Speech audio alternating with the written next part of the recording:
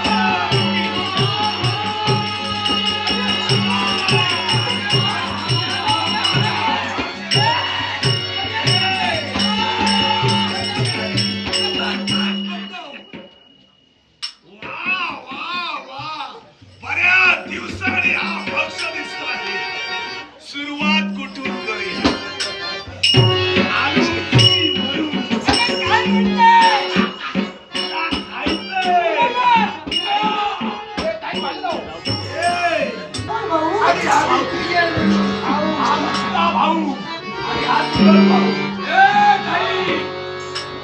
शिकार सापडली खरी, पण हे असं कसं? असं कसं झालं इथं? हा, होलिका. हे असं कोण तू? तू ताई, अगं ताई, हा. करू नको अशी घाई, जरा थांब. पण थांब ना. एक सारखे माझ्यावर कुठून बोलणार? मुकट कशी लागली? पोटात आग पडल्यानंतर असंच करावं लागतं. ते मिळत नाही. पोटाची टीजभर खळगी भरण्यासाठी उचलत्या पावलाने चाललो होतो. या भावाचं ठीक आहे. तुझा आवाज ऐकल्या क्षणी जागच्या जागी स्थिर झालो. वा. तुझं ठीक आहे, येण्याची चाहूल लागली तुझी. पण यांच्यावर भाऊ वाटत नाही उपाशी आहात म्हणून. दिसण्यावर मुळीच जाऊ नको. मला दिसतं. गैरसमज दिसण्यावर जाऊ नको. मग? हे रिकामी पोट आहे. अरे दिसतं तसं नसतं म्हणून तंचन बसतं. काय सांगतोस? हे सारं यांना माहित आहे. वा, दिसतं तसं नसतं, पण मला खाल्ल्यावर या पोटाची तू आता जास्त बोलू नको. तू ताई ताई अरे मुलाला मजा येईल ना. हाडं करायला काही दिसत नाही. अगं ताई, ती हाडं दिसताय. तुला काही नाही. अरे म्हणून खाणार आहेस ते सांग. मागून सुरुवात कर. एवढं ताई मला एवढं नाही जमत. जरा थांबा. मला जे हाडं आहे नको. मलाही जमणार नाही. मला तुम्ही पण खावा. मला अरे तू कुठून खाणार ते सांग. अरे मी पहिलंच सांगितलं मी हाडं म्हणणार. त्याला बाजूला आणा. मी एक सुरुवात एक करतो. काम करा, तुम्ही तुमच्या दारी ठरवा हा. कुठून खायचं ते. तोपर्यंत तुम्ही आहे तिकडे. त्यांना जमत नाही म्हणून मला त्यातला समजतेस की काय?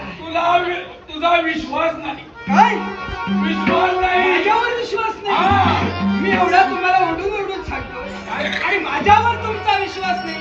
हा विश्वास मी ठेवा. कुठेही जाणार नाही. अगोदर तुम्ही ठरवा. कोण तू? मग कोण म्हणजे तू कोण? मला कोण? काय करतोय? कोण तू म्हणजे कोण? तू ठरवणारा कोण असं आमची ताई म्हणते. ही बरोबर, हा ठराव करतोय. पण ताई तुझ्यापेक्षा या मला भावाची जे मोडलेले आहे हा ठराव करतोय. तुझ्या या भावाची भीती मला वाटू लागली. त्याला जरा दूर राहायला सांग. मुळीच चिंता करू नको.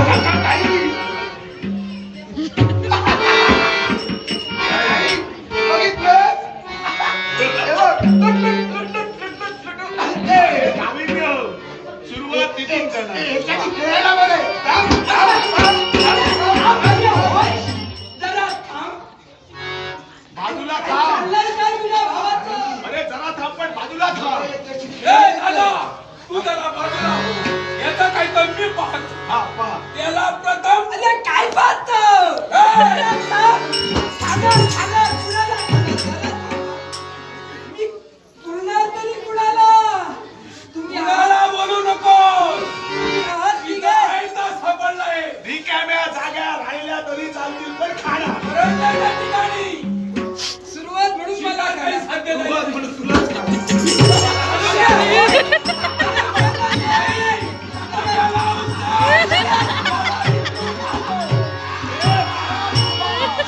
थांबा रे. ताई, अगं ताई खरं सांगू तुला, अशी परिस्थिती माझ्यावर कधीही आली ती नाही. भुकेमुळे आली. ही कुणामुळे आली? तुझ्याकडे जर याच्यावर काही पर्याय असेल तर सांग, नाही तर मी सुद्धा तेच करेन. मी सुद्धा उपाशी आहे. मी जरा खाऊ दे. आधी आम्ही खाणार नंतर तू. मला खाऊन तुम्हाला काही मिळणार नाही, पण तुमच्या भुक्याचं शमन कसवणार मी जाणतोय. कारण स्वर्ग मृत्यू पाताळ त्रैलोक्यात माझी भ्रमंती. ब्रह्मत नाही नाराज तो मी, आणि भूत भविष्य वर्तमान तिन्ही काळातच ज्ञान मला. काय म्हणतोय? भूत भविष्य वर्तमान हे आम्हाला समजतच नाही. फक्त आमची भुकेचं क्षमण कुठं ते ठिकाण फक्त सांग. त्याच्याजवळ खायला काय देतो ना? जरा जरा थांब. पहा पहा पहा, जरा समोर पहा. काय दिसतंय तुम्हाला? काही दिसत या अरण्याच्या पलीकडे जरा पहा, वाकून पहा. अरण्याच्या पलीकडे. तसं दिसणार नाही, वाकून पाहिले तो दिसतोय. समोर समोर ए शेलीवाल्या, हा, ए तंबुरेवाल्या, हे काहीतरी दिसत आहे. दिसतंय ना? हो हो,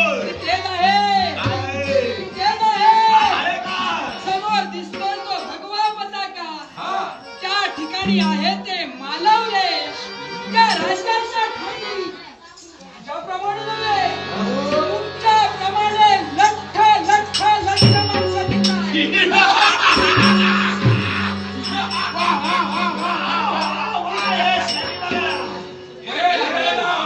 तुमच्याप्रमाणे आहे तू आम्हाला फसवत तर छे!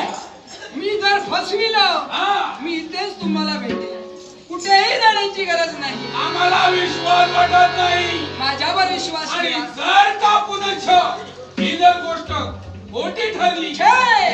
तर तुझं काय करणार हा खालून खाणार मी वर्ण खाणार नको रे. आता जर इथं जास्त बोलायला राहिला तर इथं तू उपाशीच मरणार याच्यापेक्षा काय दाखवणार आई मला लवकर झालीये तू चल घाई झालीये तिकडं ते पहा याच्यासाठी समोर दिसतोय तो मानव देश त्या मानव देशापर्यंत जाऊया आणि स्वतःच्या मुख्याचं शपथ